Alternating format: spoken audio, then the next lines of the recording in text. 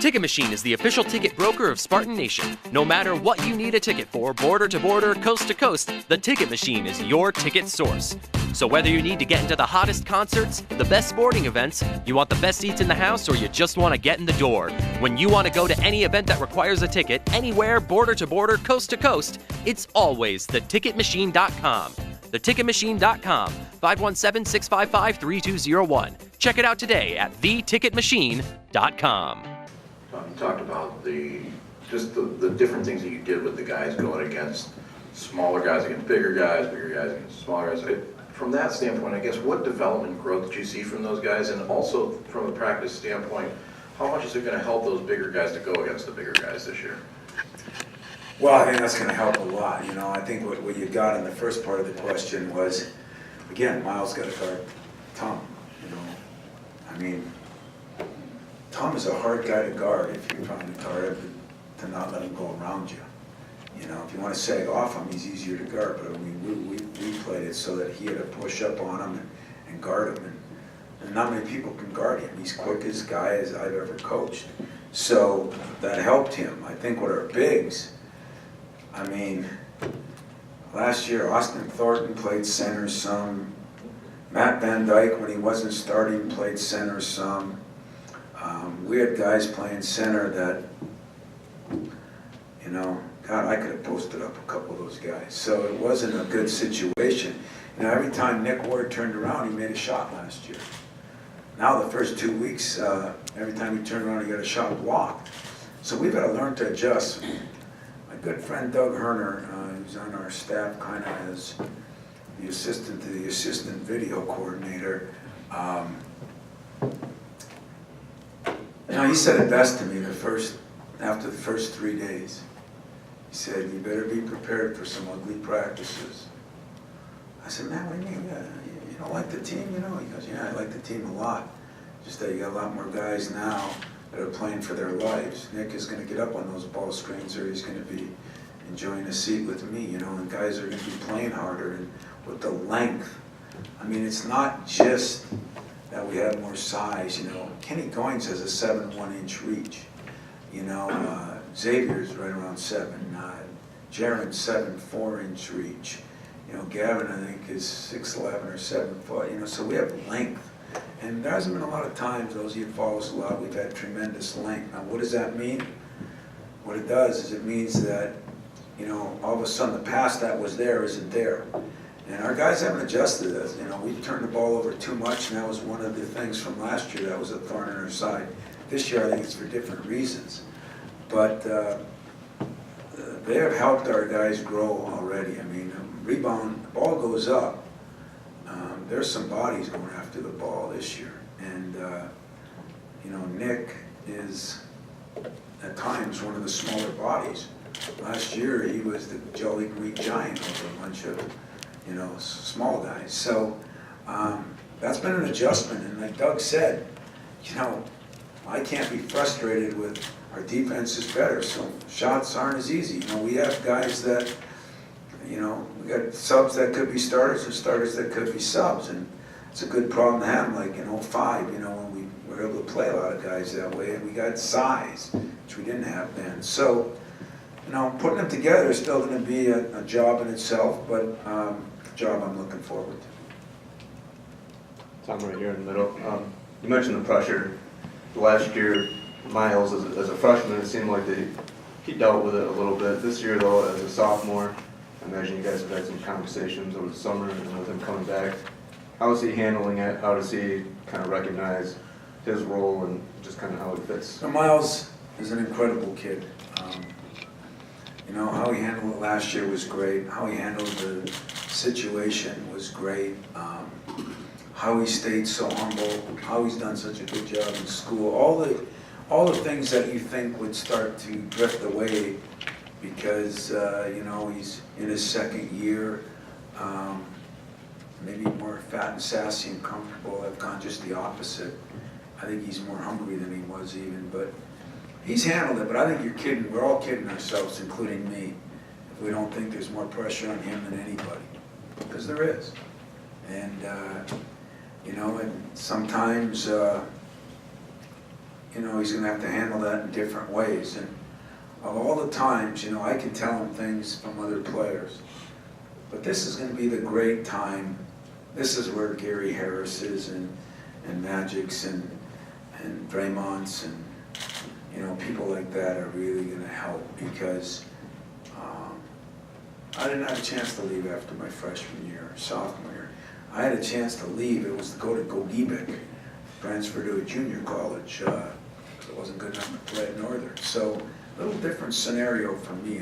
And I think that we all think he's Superman and he can handle everything because he's so humble and now all that. But he's going to go through some tough times and we just got to be there for him because there will be a lot of pressure on him. Some of it self-imposed. And yet, boy, I haven't seen a chink in the armor yet. I really haven't. And if there is one, I'm going to help him patch it. And if there isn't one, then he's even more special than I thought because I think a lot of people, when you get your sophomore year, you have that. I know Gary Harris, he's kind of flourished in that role. Not quite the same as Miles is in some ways, but similar. How has the team this year kind of helped the freshmen Jackson Allman transition to be student athletes at Michigan State, especially with you guys projected to go to the Final Four and stuff like that? Well, I think we're projected to be a good team. I guess some project us to be a Final Four team. We got so much work to even think about that. So we really haven't. We know what our goals are, but our goals don't change many times. Last year we probably changed them because I think you have to do two things. You have to dream big and keep your goals big, but you have to be realistic with your goals, or otherwise it's phony and they'll see right through it. So there's been a lot of years here that the goal was to win the Big Ten. The goal was to get to a Final Four. It's just that now there's a lot more people talking about it. That was the internal goals. But I think those upperclassmen have helped a lot. We've had a kid like Ben and Gavin who's had things taken away from him. We still got Aaron Harris here who's rehabbing to get back and hopefully by Christmas is going to either go to Europe or the D-League. And so, these are guys that had it taken away from them like that. With Miles and Josh and Cassius, these guys are good players that are really good students. So we can help with the academic side of things that way.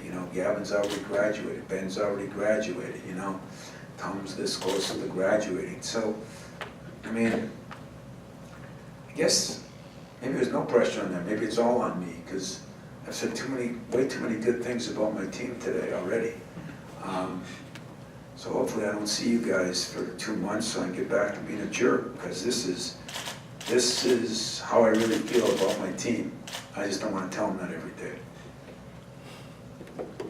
With Jaron, most freshmen of his caliber don't walk into a situation like this with all these guys back and all this.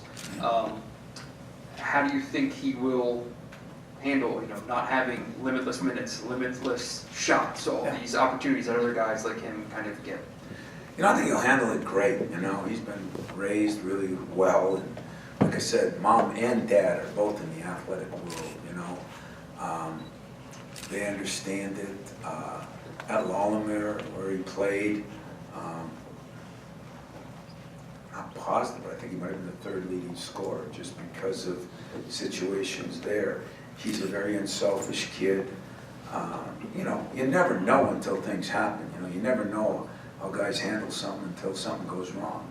But, I like our chances, and I think I got enough good guys around him to help him through those things. It's going to be it's a learning process for everybody, and it's not new for me, but it'll be one of the 2 or 3 deepest teams, 2 or 3 in 23 years. It's not like you have deep teams every year, especially this day and age. So it'll be one of the deeper teams that I've had too. So I understand that, and most of the kids don't, and but I think they get along so well, I think they're going to embrace it. I really do. So you answered half of my question. I was going to ask you if it's the most talented and deepest team, so we'll just go to talented. Is it the most talented team you've had in mid-October? Yeah, that's the hard part, In mid-October, I you know, can I compare it to other teams?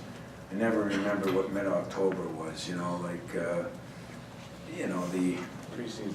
yeah, I still think one of the most talented teams I had was in '01, believe it or not. Even though we lost Cleves and Peterson, we had, you know, Hudson, David Thomas, we had those talented freshmen and Zach and Marcus. That was a, you know, Jason Richardson, that was a pretty talented team. And we had some depth because we had some guys that we set out the year before when we won it. Ballinger, I think, Andreas, Wolf. That was a fairly big team, a fairly talented team. But, you know, we really were a little bit lacking a point guard. Remember, we played Charlie there some, and we had to play David there some. And, you know, now I think we got two guys to run our team. You know, JR and Miles had some similarities in a way on some things they do. You know, Zach and Nick have some similarities in some things they do. I don't know, you know, I'd say it's one of the two or three deepest and one of the two or three more talented. But yet, like I told you, we could be still very young. You know, that gets blown away because of Kentucky, for the most part, Duke a little bit. It gets blown away like it doesn't matter. But if you ask John even himself, you know, to stay consistent with a bunch of young guys is hard. And we still could be playing a lot of young guys. And some of them are really talented and some of them are just talented. So we still got a lot of work to get better, and it usually ends in the defensive end and the turnover end. Those are the two areas that youth usually fumble a little bit. Hopefully these guys won't.